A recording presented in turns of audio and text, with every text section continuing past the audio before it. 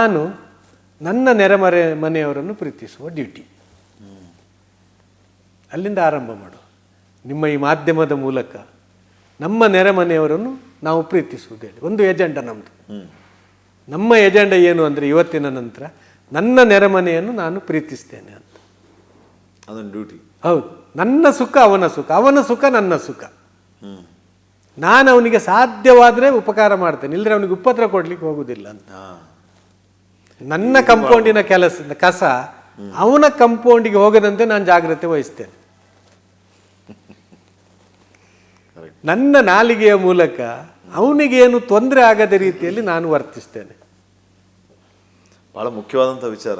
ಹೌದು, ನೀವು ಮತ್ತೊಬ್ಬರು ಸುಖ ಬಯಸ್ತಿರೋ ಬಿಡ್ತಿರೋ, ಅಥವಾ ಅವರ ಸಂತೋಷವನ್ನು ನೀವು ಸಹಿಸ್ಕೊಳ್ತಿರೋ ಬಿಡ್ತಿರೋ, ನಿಮಗೆ ಉಪಕಾರ ಆದ್ರೆ ಮಾಡಿ, ಇಲ್ಲ ಉಪದ್ರ ಕೊಡೋದಕ್ಕೆ ನಿಮ್ಮ ಪಾಡಿ ನೀವು ಸುಮ್ಮನೆ ಇದ್ದು ಬಿಡಿ.